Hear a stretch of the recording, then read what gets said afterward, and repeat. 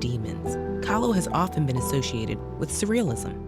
But while surrealists use dreamlike images to explore the unconscious mind, Kahlo used them to represent her physical body and life experiences. Two of her most explored experiences were her physical disabilities and her marriage. As a result of the bus accident, she experienced lifelong health complications and endured many hospitalizations. She often contemplated the physical and psychological effects of disability in her work, painting herself in agony, recuperating from operations, or including objects such as her back brace and wheelchair. Meanwhile, her relationship with Rivera was tempestuous, marked by infidelity on both sides. At one point, they even divorced, then remarried a year later. During this period, she painted the double self-portrait, The Two Fridas, which speaks to the anguish of loss and a splintered sense of self. The Frida to the left has a broken heart, which drips blood onto her old-fashioned Victorian dress. She symbolizes a version of the artist who is wounded by the past, but is also connected by an artery to a second self. This Frida is dressed in Tejuana attire, and although she remembers Diego with the tiny portrait in her hand, her heart remains intact. Together, the two suggest a position caught between past and present, individuality and dependency. Kahlo died in 1954 at the age of 47. In the years after her death, she experienced a surge in popularity that has lasted to this day. And although her image has proliferated, Kahlo's body of work reminds us that there are no simple truths about the life, work, and legacy of the woman behind the icon. Rather, she put multiple versions of her reality on display and provided us with a few entryways into the contents of her soul. All right, so you all had a simple assignment that you all needed to do for homework. So I will be calling on people to answer 3 simple questions. So the first question is, who is Frida Kahlo? So is that, are we going to volunteer? Or do you all want me to call on people? So if you want to volunteer, you can raise your hand. So I have Aaron. Aaron. Ms. Frida Kahlo is a Mexican painter known for her many portraits, self-portraits, and work inspired by nature and artifacts. All right, nice, thanks, Aaron. Does anyone have anything different? No? All right. Now, the next question is, explore one of her portraits and discuss what type of portrait it is. So were you all able to get that one done? Does anyone want to raise their hands? Volunteers, anyone?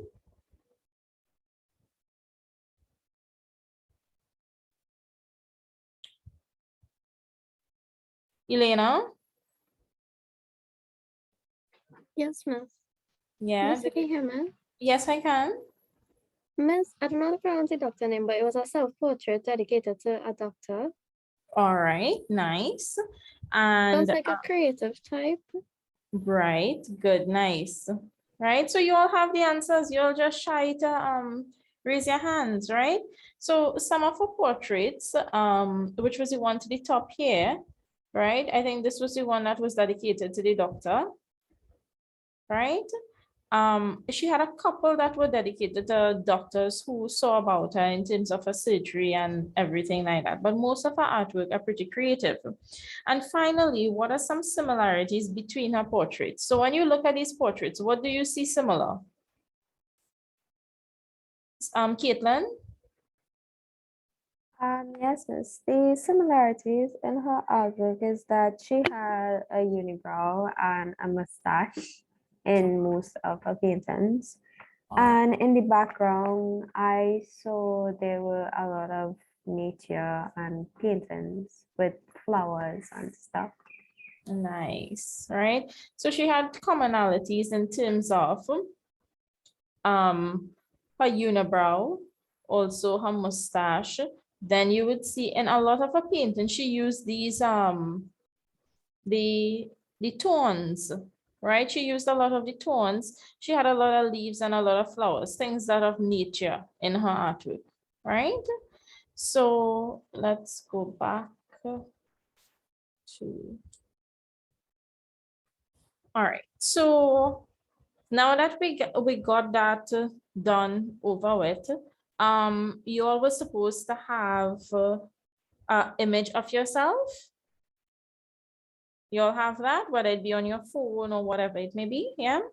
And you all are supposed to have your sketch pad and eraser pencils, right? Now today we're starting the assignment for your coursework 1. This is why I told people that it was important for you to be here to get this done today, because once you get the basics of it completed in today's session, then at home, it's going to be a little easier for you to channel. Good. So the first thing that you have to do, whether you have it on your computer or you have it on your phone, the first thing that we're going to do with this portrait is that we're going to create a grid. All right, so I need you all to look carefully at what I'm doing in terms of creating a grid. Now, this is one approach to creating a portrait, right? So the first thing I'm going to do is I'm going to create a grid on this particular artwork. Now you would see I came down the sides first, right? So I make sure and I come down the sides first. And then my next step is to draw a line straight through the middle. Is that clear? Yes, ma'am. Right? So make sure, pay attention, look at what I'm doing. A line straight down the middle. And then I'm also going to draw a line straight across. Right? So this will give me my my measurement to how I move forward. The next thing that I'm going to do, I'm going to split each column into 2 areas by using one line.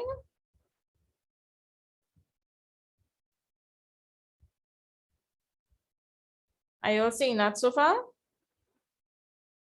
Yes, Yeah, yes. right. So I want you all to go ahead and create your grid, right, on your photo, right? It don't have to be the same thing that I have. It could be different, right? So you create your grid if you want to have, 16 pieces, 20 pieces, 50 pieces, how many grids you want to create on yours, right? Just make sure that the grids are not too small. Good. If you have it on your phone, then you will have to probably put it as I don't know, a WhatsApp message, or you probably use the little drawing tool in order to create your grid. All right. For those of you who have it on your computer and you want to put it onto the paint, you all can go ahead and do that also. Now for each section, the top row, I'm labeling A, B, C, D. And coming down, I'm labeling 1, 2, 3, 4, right? So you could go on to E, or you could go on to 5, 6, 7, how much grids you have.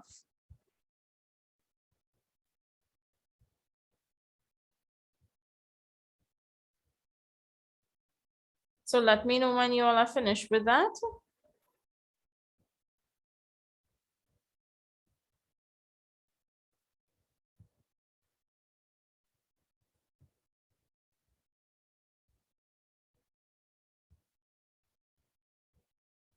Is there anyone who is having any problems or issues?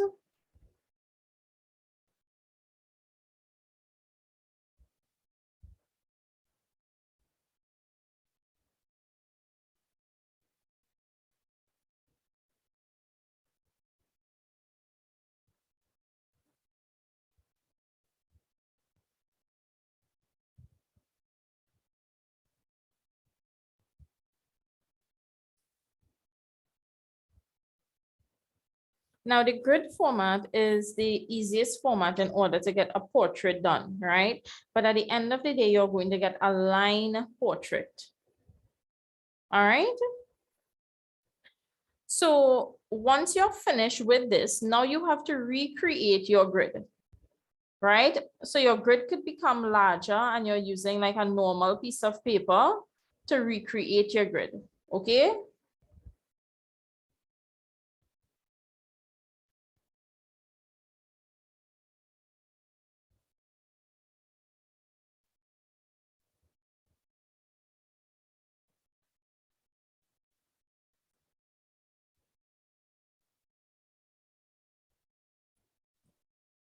Why does teacher recording the meeting?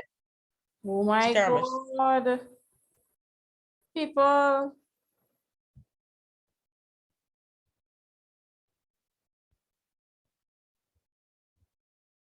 Right, so that goes to show that ensure that your microphone is off when you are entering, okay?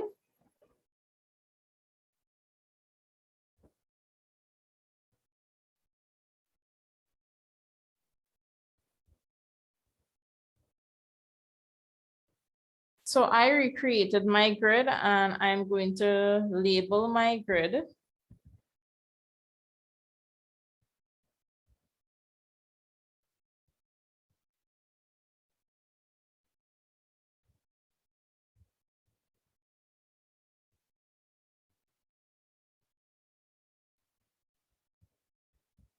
Are you all okay so far? Nice.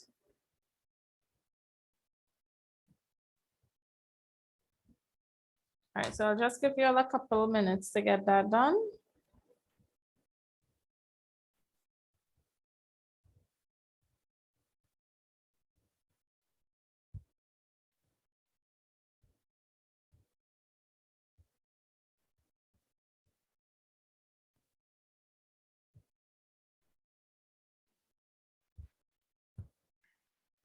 Boy.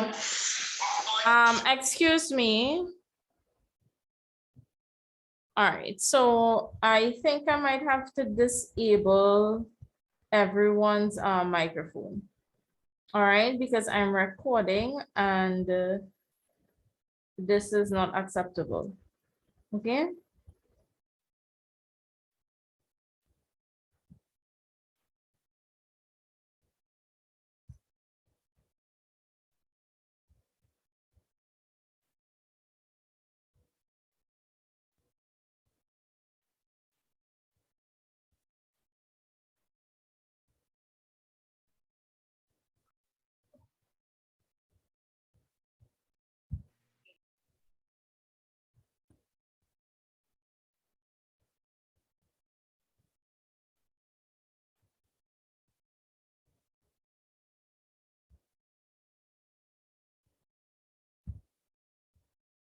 All right, so you all have that so far? Everybody has that?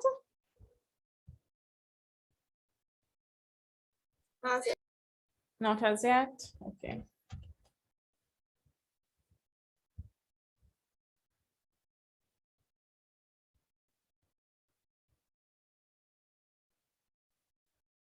Right, so for people who just came in, you all were supposed to have your photo.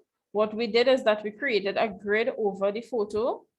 And now we're going to redraw this particular image using lines, right? So if you all can just simply look at what I'm doing very quickly, so you all will know how you need to continue. Good. Now in box 1A, I just have a stream of hair coming down this way. So I'm going to my next grid. I'm saying 1A and I'm drawing that stream of hair. Okay. Box 1B, I have this stream of hair and I have another stream coming down this way. So I'm going to box 1B and I'm drawing my hair that's coming down this particular way. You all getting the idea so far? Yes, ma'am.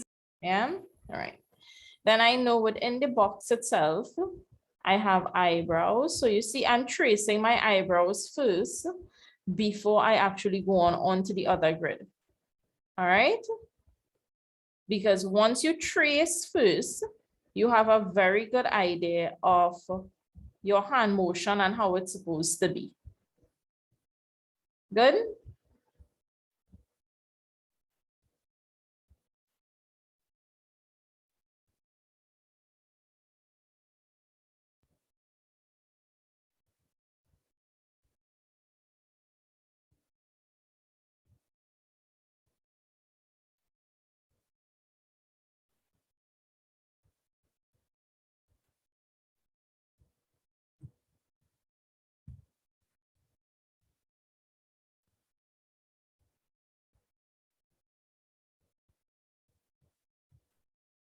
Does it look pretty simple so far? Yes, miss. Yeah. Right, now you have to make sure and follow inside of your grids so that you don't get confused when you're doing anything, right? Now my grid is a bit smaller, so the lines are not going to fit exactly the same, right?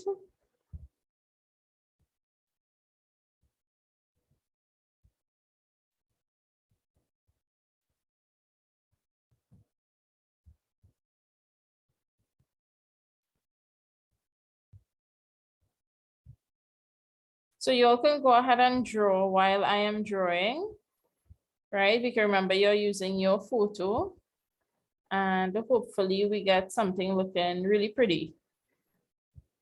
Now remember it's a line drawing, so it's not going to be perfect.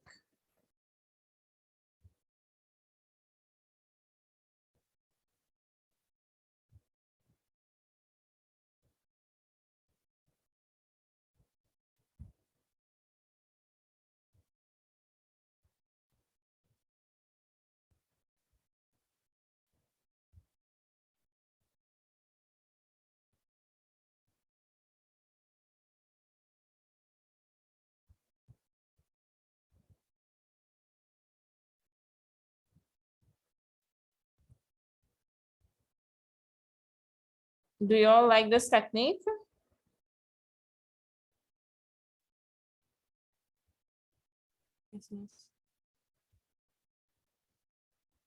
Yes, miss. Right, seems fairly easy, right?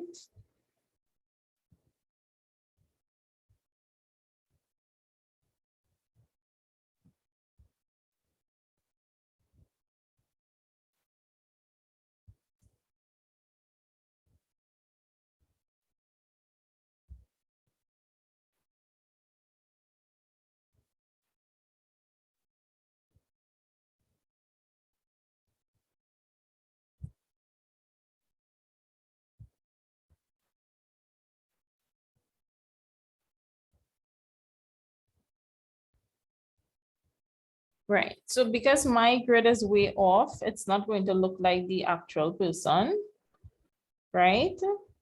That's why your grid has to be larger than the original grid, okay?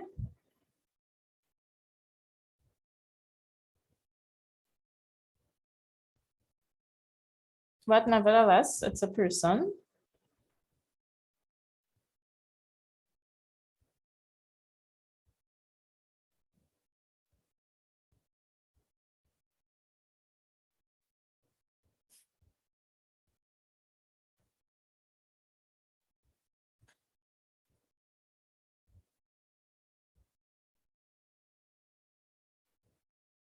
Pretty simple so far.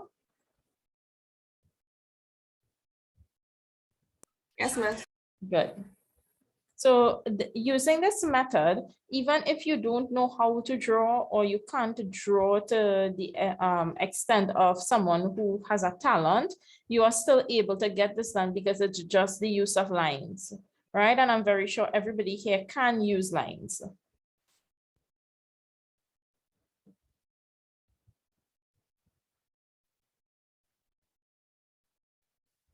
Now, in your assignment, all right, so let me just hold on for people so that I don't go too quickly. Now, this will take you some time to do, right? So whatever you're doing right now is just a trial. You will have to sit and do it over, right? Just to get all the proportions in place.